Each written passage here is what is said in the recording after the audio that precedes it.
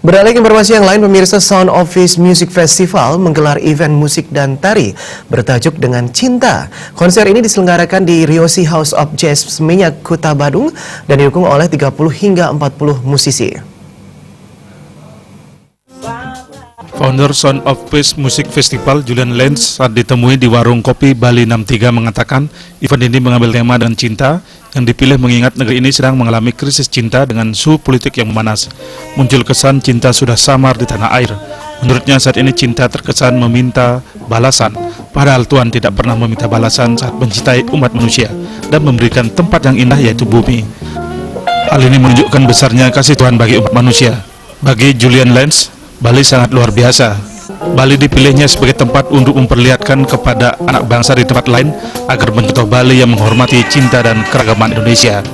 Pihaknya juga mengungkapkan terima kasih kepada musisi Bali yang begitu peduli dengan event ini tanpa kompensasi finansial. Kepedulian mereka bukan saja terkait kedamaian, namun juga kepedulian kepada putranya yang bertahun-tahun mengalami kondisi khusus. Julian Lenz mengatakan, hal yang dialami putranya merupakan kasus satu-satunya yang tidak memiliki kelenjar keringat.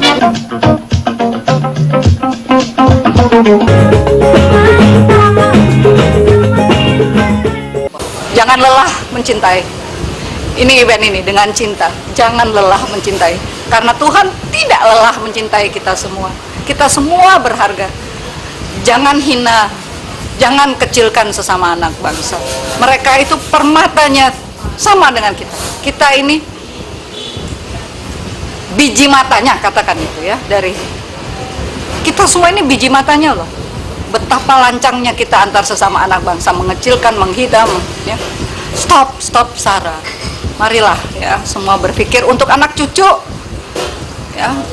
Hapus semua masa lalu, jikapun ada kedendaman pribadi dalam segala hal, ya hilangkan itu. Julian Lenz menambahkan menciptakan cinta dengan musik dipilih karena musik bersifat universal. Menurutnya tidak ada manusia tidak menyukai musik. Setiap manusia mempunyai cinta. Hal yang perlu dilakukan bagaimana menghidupkan cinta dengan membuka hati dan ramah dengan siapapun.